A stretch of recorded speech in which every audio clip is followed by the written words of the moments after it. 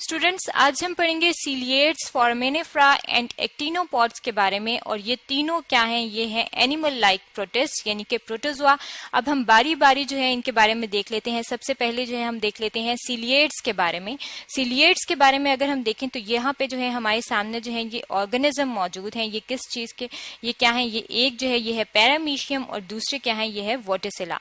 अब पैरामीशियम और वोटिसिला जो है ये माइक्रो ऑर्गेनिज्म है और ये क्या होते हैं? यूनिसेलुलर होते हैं, यानी कि इनकी बॉडी जो होती है वो एक सेल पे मुश्तमिल होती है। यहाँ पे आप देख सकते हैं ये एक ही सेल है और उसी ने इसकी पूरी बॉडी बनाई हुई है पैरामीशियम की। और दूसरी साइड पे वोटिसिला जो है इसका भी ये एक ही सेल है और उसने ये पूरी वोटिसिला की बॉडी बनाई हुई है। अब सीलिएट्स जो है ये वर्ड जो है ये किस चीज से निकला है? ये एक लैटिन वर्ड है सीलिएट्स, और सीलिएट्स का मतलब है आईलैश। अब आईलैश जो है ये बिल्कुल यहाँ पे अगर आप इनकी बॉडी की तरफ देखें तो यहाँ पे इसके बाहर जो है ये पैरामीशियम में भी आपको ये सीलिया नजर आ रहे हैं।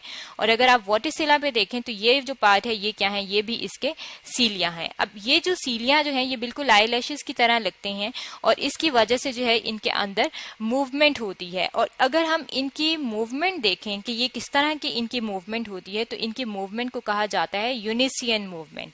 अब ये यूनिसियन मूवमेंट जो है वो कौन सी होती है? यूनिसियन मूवमेंट का मतलब है कि अगर ये सारे जो है सीलिया जो है इनकी डायरेक्शन जो है वो एक ही तरफ होगी। अगर ये सारे, अगर हम इनकी डायग्राम बनाएं तो यहाँ पे जो है ये देखें, ये जो है ये इसकी डायरेक्शन क्या है? इस तरफ है। इसका मतलब है कि ये जो है ये एक डायरेक्शन होने को कहा जाता है यूनिसियन मूवमेंट। और एक डायरेक्शन में ये चलते हैं, जिस डायरेक्शन में ये सारे टर्न होते हैं उसी डायरेक्शन में जो है ये मूव करते हैं। और अगर हम इनकी बात करें कि ये किस तरह के होते हैं, इनकी स्ट्रक्चर देखें तो यहाँ पे हमारे सामने जो है इसके पार्ट्स मौजूद हैं। यहाँ पे आप देख सकते हैं इसके अंदर सीलिया मौजूद है। इसके अलावा इनके अंदर जो है वो वैक्यूल मौजूद है। यहाँ पे आप देख सकते हैं कॉन्ट्रैक्टाइल वैक्यूल है जो कि वाटर को कंट्रोल करता है। इसके अलावा अगर आप इसके अंदर इसके न्यूक्लियस देखें तो इसके अंदर दो न्यूक्लियस मौजूद हैं। एक को इन्होंने कहा है कि ये है मैक्रो न्यूक्लियस यानी कि बड़ा वाला न्यूक्लियस है। उसी के साथ यहाँ पे अगर आप देखें तो ये एक छोटा न्यूक्लियस भी मौजूद है जिसे कहा जाता है माइक्रो न्यूक्लियस। अब इन दोनों का जो फंक्शन है वो अलग अलग है। अगर हम सबसे पहले जो है वो मैक्रो न्यूक्लियस की बात कर लें तो मैक्रो न्यूक्लियस जो है वो मेटाबॉलिज्म में काम करता है, यानी कि जो भी इन सीलिएट्स की मेटाबॉलिज्म होती है, जो भी फूड इनके अंदर होती है, जो भी इनके अंदर सिस्टम हो रहा होता है वो कंट्रोल करता है मैक्रो न्यूक्लियस। अब दूसरी साइड पे अगर हम इसके माइक्रो न्यूक्लियस की बात करें तो माइक्रो न्यूक्लियस जो है वो सिर्फ रिप्रोडक्शन के अंदर जो है वो हेल्प करता है, यानी कि जब इनकी डिविजन हो रही होती है, जब पैरामीशियम ने 1 से 2 होना होता है तो तब जो है वो माइक्रो न्यूक्लियस जो है वो पार्टिसिपेट करता है। इसके अलावा एनिमल लाइफ प्रोटिस्ट का जो है एक और ग्रुप है जिसे कहा जाता है एक्टिनोपोड्स। अब ये एक्टिनोपोड जो है यहाँ पे आपको सामने जो है ये एक डायग्राम है और ये किस चीज की डायग्राम है? ये है एक्टिनोफायरस की डायग्राम। एक्टिनोफायरस जो है ये एक्टिनोपोड्स के अंदर आता है और ये क्या है? यहाँ पे आप इसकी बॉडी जो है वो देख सकते हैं। ये ज्यादातर जो है वो मेरीन एनवायरमेंट में रहते हैं, यानी कि मेरीन वाटर के अंदर मौजूद होते हैं। समुद्री पानी जो है उसमें ये मौजूद होते हैं और इनकी अगर बॉडी देखें तो वो शेल्स से मिलके बनी होती है। अब शेल्स जो है यहाँ पे आप देख सकते हैं ये क्या है? ये पूरा जो पार्ट है, ये वाला जो सर्कल एरिया है इसको हम सर्कल कर देते हैं। ये जो है ये इसका हिस्सा जो है ये सर्कुलर वाला ये शेल से मिलके बना हुआ है। और ये जो शेल है ये किस चीज से? एक्टिनोपोड का जो शेल है वो सिलिका से मिलके बना होता है। इसके अलावा अगर हम इसकी बॉडी के अंदर देखें तो यहाँ पे जो है इसमें साइटोप्लाज्मिक प्रोजेक्शंस जो है वो मौजूद होती हैं।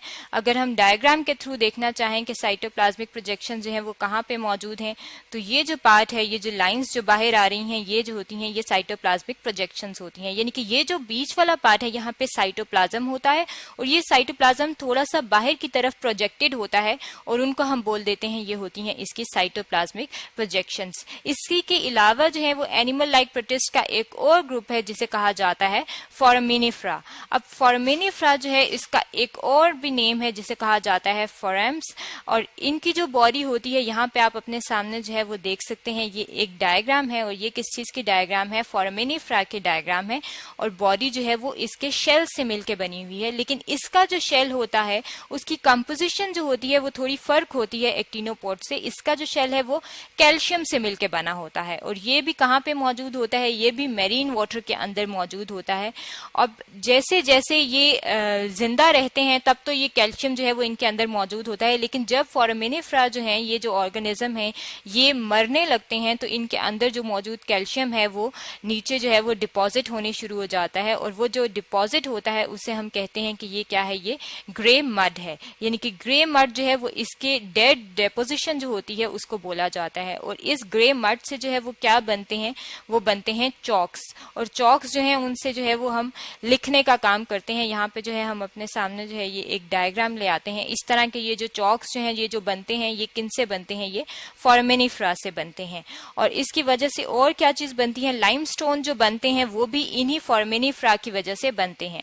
इसके अलावा एनिमल लाइक प्रोटिस्ट की एक और जो कैटेगरी है वो है एपिकॉम्प्लेक्सेंस, जो कि हम अपनी नेक्स्ट वीडियो में पढ़ेंगे।